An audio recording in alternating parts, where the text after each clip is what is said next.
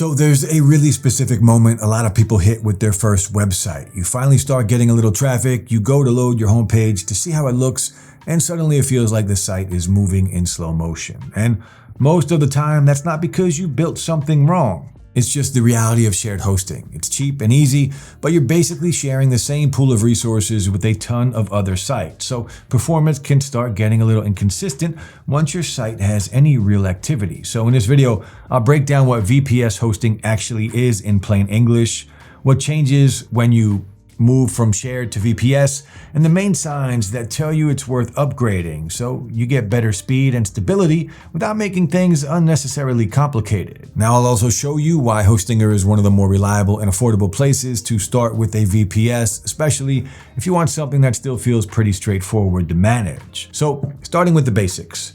VPS just stands for Virtual Private Server, and the easiest way to picture it is renting an apartment inside a larger building. You're still in the same building as other people, but your unit is your unit, and it has its own space, and you're not sharing your living room with your neighbors. And that's basically the idea with VPS hosting. You're on a physical server that other people are also using, but your part of it is separated out, and it comes with its own set of resources that are reserved for you. So instead of fighting other accounts for CPU, RAM, and storage, you've got a defined amount available, which is a big deal once your site starts getting more visitors, or you just want things to stay consistent when traffic jumps around. Now with shared hosting, you can run into this annoying situation where your site slows down even though you didn't change anything, just because another site on the same server suddenly starts using a lot of resources. And that's where shared hosting starts to feel a little clunky, because you're basically at the mercy of whatever else is happening on that machine. With the VPS,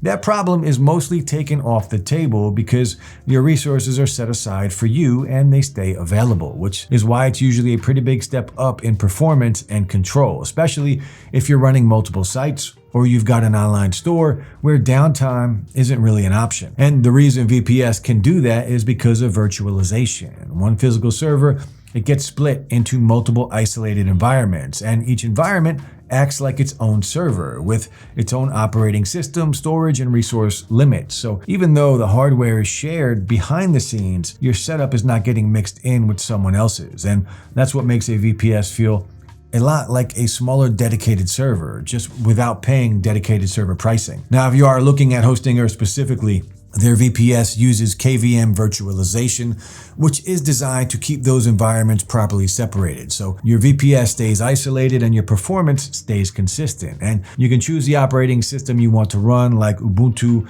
Debian, or CentOS. Plus, you get full root access, which basically means you can set things up the way you want instead of being limited to whatever a shared hosting plan allows. And if you want to check current pricing or plan options as you're watching, I'll also have those links in the description. Also, if you do want to try out Hostinger, use the link in the description to get yourselves the best possible deal, as well as use our code site starters to get an extra discount. So to make this a little more real, when I first started hosting websites, I also used shared hosting because it was simple, it was affordable, and for a smaller site, it usually gets the job done. But once the traffic started becoming more consistent, I started noticing the same pattern a lot of people run into. Pages felt slower, the site felt less stable during busier times, and it just wasn't as predictable as I wanted it to be. And moving over to a VPS was one of those upgrades where you notice the difference pretty quickly. The site handled higher traffic a lot more comfortably, everything felt more consistent day to day, and I didn't have to worry as much about other sites on the server causing random slowdowns. Now, that's the main reason Hostinger's VPS can be a nice fit for people upgrading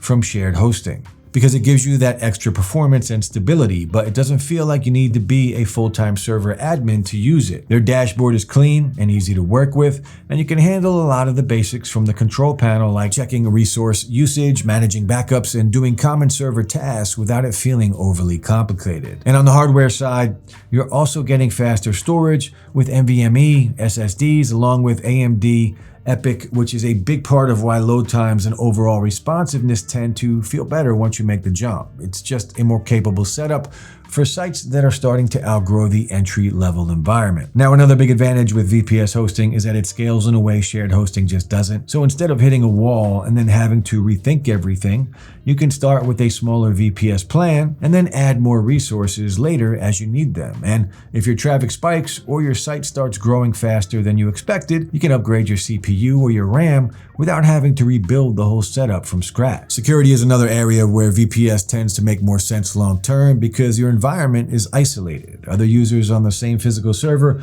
aren't sitting right on top of your site the way that they are with shared hosting. And Hostinger also includes things like DDoS protection and automated backups, which is always nice because it takes a couple of those extra tasks off of your plate. So the next part is figuring out when an upgrade actually makes sense. Usually it becomes pretty obvious once shared hosting starts feeling inconsistent. If your site is slowing down even after you've done the basic stuff like caching and optimizing images, or you're seeing downtime during busy periods, that's often the sign that you've outgrown the shared environment. And it could also make sense if you're running an online store or anything where you need more control over the server, like custom software, specific configurations, or a setup that shared hosting just won't allow. Now with Hostinger's VPS plans, the transition tends to be pretty straightforward. You get a firewall protection, root access, and support available around the clock if you hit a snag, and you can also pick a server location, which can help with load times depending on where most of your visitors are. Then inside the control panel, you can do things like install your operating system, reboot the server, and keep an eye on resource usage without needing to memorize a bunch of commands just to get going. Of course, a VPS does come with a little more responsibility than shared hosting. You're dealing with updates, server settings, and basic security upkeep, and that's just part of getting more control. But Hostinger does a decent job of making that feel approachable with guided setup, documentation, and an interface that doesn't overwhelm you in the moment you log in. So overall, VPS hosting is usually the next step once your site is starting to feel serious enough that speed and reliability actually matter. It sits in that sweet spot where you get a noticeable boost in performance and control without paying dedicated server pricing. And if you are currently on shared hosting and you are starting to feel those limits, moving to a VPS can be one of the more practical upgrades that you make. And if Hostinger is the option you are considering, it's a solid place to start because it stays pretty user-friendly while still giving you the performance benefits you're actually upgrading for. And that wraps up today's video. I hope you found this helpful. And if you did, then please like and subscribe to see more videos just like this. And as I mentioned earlier, check the links below for the best deals available right now. And you can also use my code SiteStarters for an extra 10% off. Also, if you are interested in working with us or sponsoring a future video, just reach out using the email in the description below. If you have any questions or comments, drop them down below and I'll get back to you as soon as I can. Finally, guys, thanks so much for watching, and I'll see you in the next one.